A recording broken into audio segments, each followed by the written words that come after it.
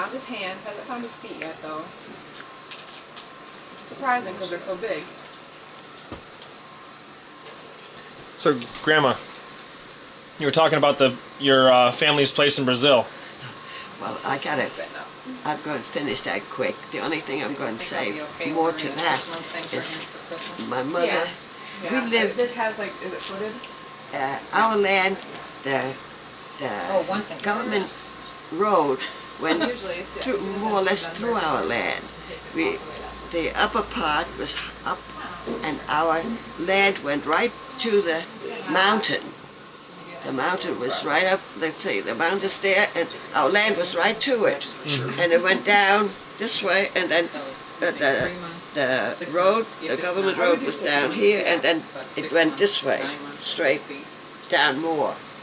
And then over here was all woods, forest, as far as you could see. And woods over there, we had one neighbor back there. He was at the end of the road.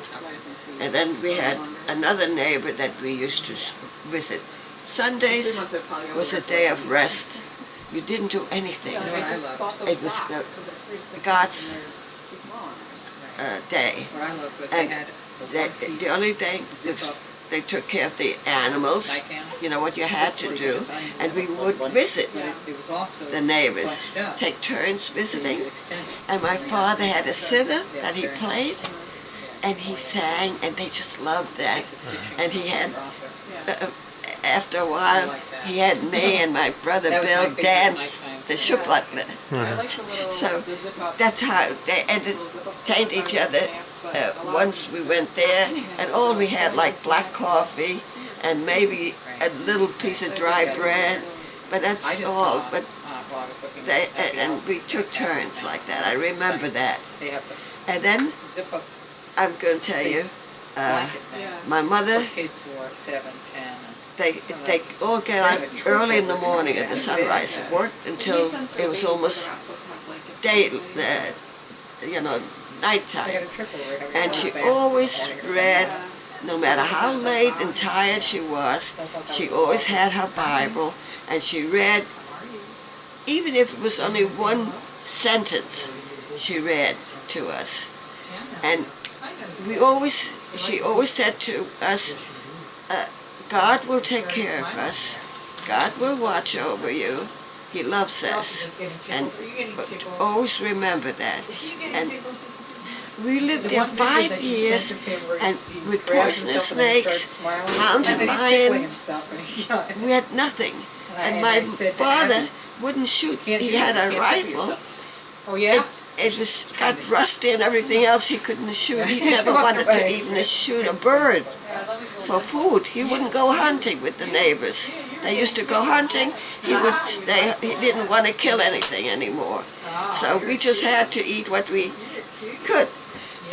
But we knew that God took care of us. And in those 5 years, none of us were bitten. We had a dog that was trained to check out snakes, and he was bitten 3 times. He lived past it. I remember once, my mother put a rope on him because our cow didn't give fresh milk, so I had to take the dog to the neighbor for fresh milk, and that helped him. But he would puff up, and I was so scared. I remember that, walking with him. But my father came here in 1927. 1927, when he came, he had money in his pocket, because the house in Germany was sold then. After almost 5 years, the house was sold, and then they got money from it. The man was honest, and he lived there, took care of it, and then he sold it when he was able to get some money for it, working. So we had money. In fact, we were rich according to the neighbors and everything. My mother always had to, was always afraid that the natives and the forest, the natives, not the German neighbors, the natives from the forest.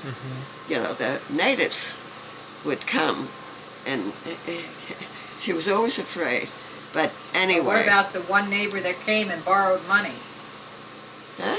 What about the neighbor that came and borrowed money? Yeah, but that's too long now. Well, somebody from the city, from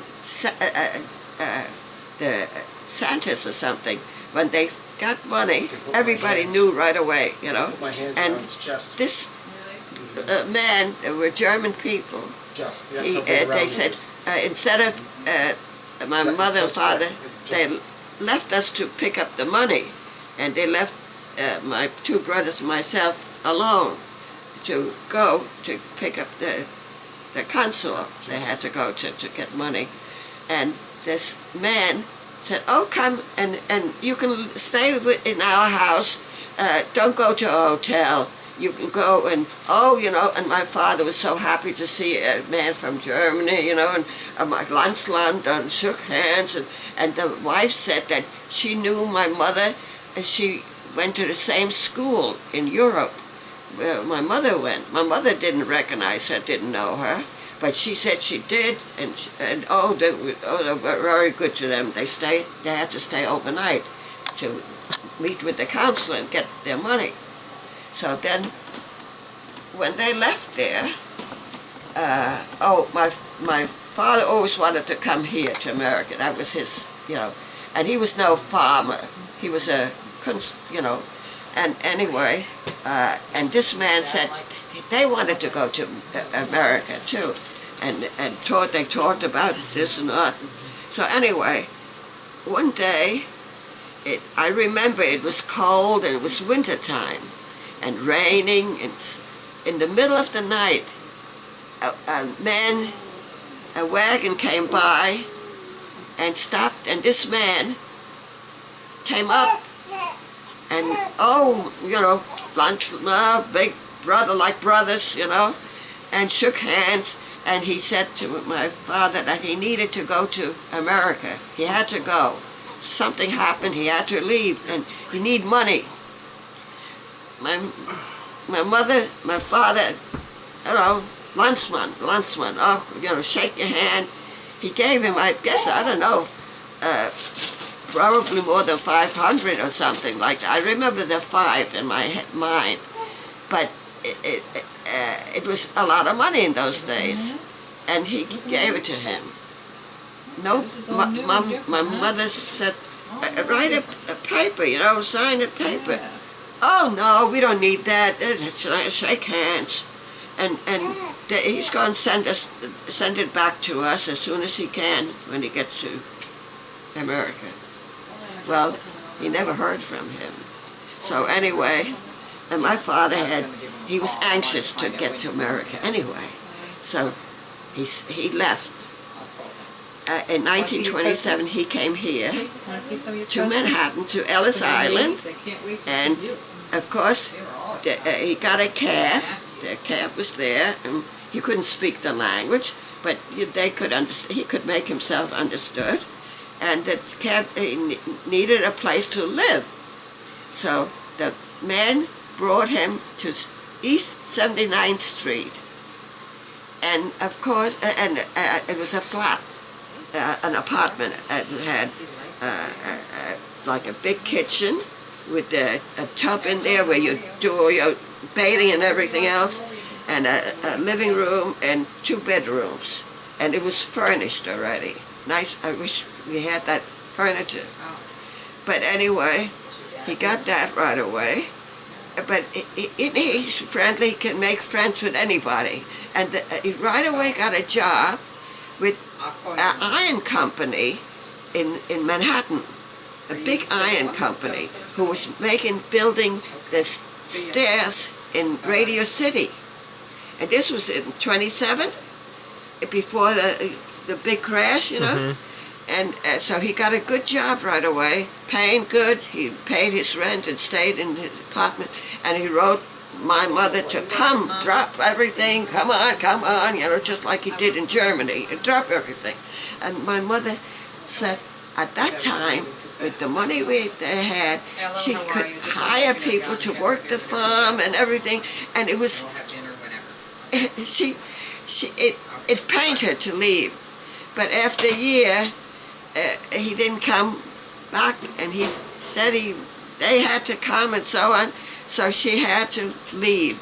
And of course, nobody had the money to buy the land, so she had the neighbor sign a paper that he would take care of the road. The government road had to be cleared, so he would do that. My father had already, the log cabin where we lived at first, he already had built a nice house with boards and so on, a big house on the hill there. And the cabin, the log cabin was used as for the animals then. Whatever was saved, some parts were missing and so on. But anyway, so my mother had to leave, and she got the neighbor that he would keep the road clear. Well, that neighbor had about, I think he had about 10 kids, children. So I know in the meantime, he would pay the taxes. My mother would send him the taxes every year, and he would pay it, and he would have some money from it. But I'm sure he had one of the kids lived there or something, whatever. Anyway, it's gone. My mother paid the taxes until 19... You keep your mommy busy during the day, don't you? Yeah. 56, I remember, was the last time she paid it. That's got to be hard getting She asked her boys, and she asked me and my two brothers if they could help with the taxes.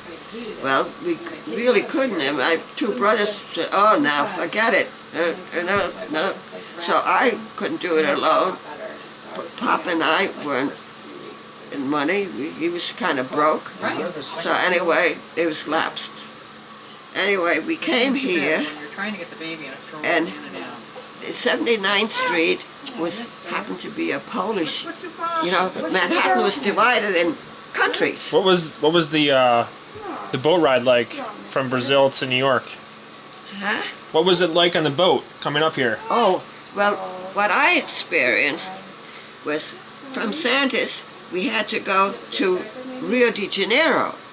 You took a smaller boat to get to the Rio de Janeiro, and from there we took the big boat. I forgot the name of it, but from there then we went to New York, to Ellis Island. Anyway, from the trip from Santos to Rio de Janeiro, the trip was very, very dangerous. My mother said she couldn't even hold on to me. The sailor was able to grab my brothers and help them hold on to them. They would have gone all over, and she had a hard time. It was very, very rough. The trip was very rough. And anyway, how long did it take? Rio de Janeiro, they took a hotel because they had to be examined. Doctors to come here, you had to be free of disease and so on before you got a visa. So I was apparently, I must have had a not TB, but pneumonia maybe, or something like that. It was, and the doctors didn't want to sign a paper for me to leave. And my mother said, "Well, I'm not going to leave her here." That's one thing. So they stayed a whole month, and they put me on medicine, and built me up. The hotel owner had a place for us to stay, and I remember having to take a lot of medicine and go see the doctor and so on. And I liked it there because his daughter had a little playhouse and dolls that I never really had. So I had a good time, but I had to take all this medicine. So I guess the doctor finally let me go, signed the paper. Then when we got here to Ellis Island, my mother was afraid that they might still find my lungs weren't good. And she was worried, but I passed. So we got here. The place where my father met us with the cab in Manhattan, and he took us to East 79th Street. It happened to be, I think it was in November, and it was cold and raining, and it was dark. It was already getting dark, and we got out of the cab, and my mother and I cried. My mother, we thought we were in a prison. It looked like, you were closed up. The elevators were upstairs, there, and cars here and wagons here, and it was raining, and it was very unhappy. My mother cried and cried, and then, anyway, we had this apartment, and then my mother got the flu and really got very sick, but one of the ladies in another apartment in the same house where we lived, a Spanish lady, she took care of Mom and us. She would cook the meal, and my mother was very, very ill. So anyway, she took care of us and Mom, and we lived through it. And then Pop had this good job in Radio City, and we moved from 78th Street to 79th Street to 78th Street to another apartment. I remember the apartment was on this, above us tavern, and it was prohibition. So, but there was drinking, yeah. And I remember my mother, she knew how to make wine, from when she was a kid. And we had a neighbor living there. There were, now I didn't know at the time, there were two men, and they were gay people, but they were good. They were German people. One with his brother was coming over we met them, in fact. Did we meet them on the boat? No, we met them afterwards and became very, very good friends. His brother had a family. Hilda was there, already born. She was a year old when they came here. So anyway, he had this good job in Radio City. He made that fancy ironwork. Years later, when I went there, they had changed. All the ironwork was gone, and they had the Chinese things, the metal, the shiny things. That broke my heart when I saw that.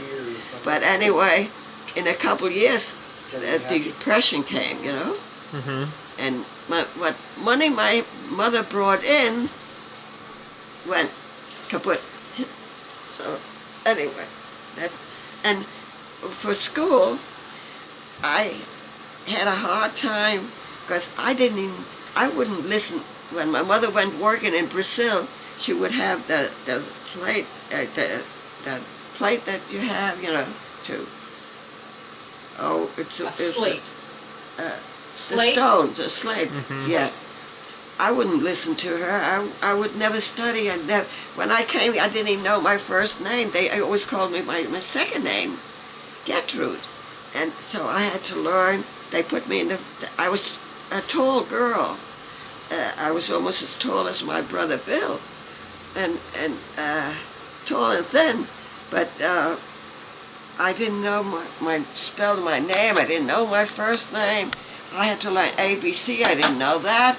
I had to begin from the beginning. They couldn't put me in kindergarten because I was tall and I was already 10. I think I was 10 and 20. Oh, was I 9? 9, I thought you said. 9. I was 9. So anyway, they had to put me in first grade. But I studied hard.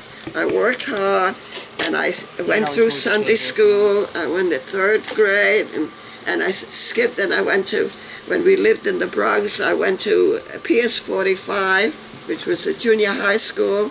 I went through that. I went into Roosevelt High. So I graduated when I graduated in June, and in October I was 19. So I was pretty good. I caught up with the kids, more or less. But where were you living when the Depression hit? Where were you living when the Depression hit? We were in Manhattan. We On were in s- 27th, on 78th? 78th Street in that apartment. Can you tell me about how that happened? And It was bad. My father lost his work. Of course, the iron work was gone then, and he took jobs, any kind of job. He took washing dishes, anything he could. A bakery, he worked there for a while. He couldn't get his own job back because that was gone. And it was hard. And then my mother had gone to a dentist, and he was a bad dentist. He was really bad. She sent me, I had a toothache. She sent me alone to him a couple streets from where we lived, and he pulled a tooth in the front, a second tooth, pulled it. So I was without the front tooth missing. So I had to go to the clinic there in Manhattan. They have a special dental clinics in school. So she had to send me there every so often to get a tooth in there. So, and then she was so happy that she was, her teeth, she had all her teeth fixed. And she was so happy that she paid the dentist already when the crash came. And he got paid. She should have hung on to it. But, so, it's too bad that my parents didn't come out here, you know, out in Long Island, where there was land. My mother would have loved that. Worked on the farm. She would have loved that. But see, my father was not a farmer. He was happy to be away from the farm. So it was sad. Tell me about how you learned how to swim in the East River. East River? Yeah. Oh, what? When you learned to swim. Oh, 96th Street. Yeah. They had a little park there. Of course, that most of that was gone with that highway. But it was a nice little park. We used to, my brother Bill and I, one thing, and maybe it was the Democrats we have to scold for a claim, because when we came here, my mother and father and my big brother right away enrolled in the evening night school to learn the language. They right away signed up for it and went to school. And who the heck, we let the Spanish just come in and take over. But of course, when they got to Manhattan, people moved out, and they should have stayed. They moved out, and then the little countries were gone. Now it's all Spanish. It's one of the largest Spanish population in the world, they say. I read that once. The largest community in Manhattan, in the world. And it's much true. You live there now. So, too bad. I know we must know languages, and that we should have. But we should have not let them change the language to Spanish also, you know. That we should have done. We should have had them increase our night school and had them go to night school. That I do believe. But So tell me about the park. huh? About the park on 96th Street. The park on 96th Street where you learned to swim. Oh yeah, 96th Street. There's a little cove where some boats used to stop by, and they had I guess they called him not a CB man, a worker who was a sailor like, and he was stationed there to watch for the boats, you know, tug those coal boats and those, you know, what do you call them?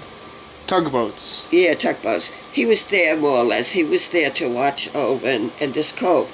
Well, my brother Bill, and summers were so hot, we walked all the way over from 78th Street to 96th Street. And I didn't have a bathing suit on. I had panties and slip and a dress. So the couple girls and boys got together. The boys, they went and jumped over those high stone walls, and they would jump over into the river. But we girls, we stayed in, this was like a little cove, like a U shape, where the man was there usually, and I remember Big Rock was there, and there's a big rock, and we called it the high rise building, where there the apartment houses. Well, we got behind the stone, and we took our dress off, and then we went in, and the man said, "Do you know how to swim?" I said, "No." So he said, "Okay, paddle like a dog," and he dropped me in. So I paddled like a dog. That's how I learned. What year was that? Huh? What year was that? What year? Yeah. Oh, it must have been, I was still young. Oh, it was, surely, I was still maybe about 10. I don't know, we weren't living in New York too long yet. But I just learned to swim. But when we went, by the time we walked home, I was dry. So Mom never knew. And then my brother Bill, they called him Irish.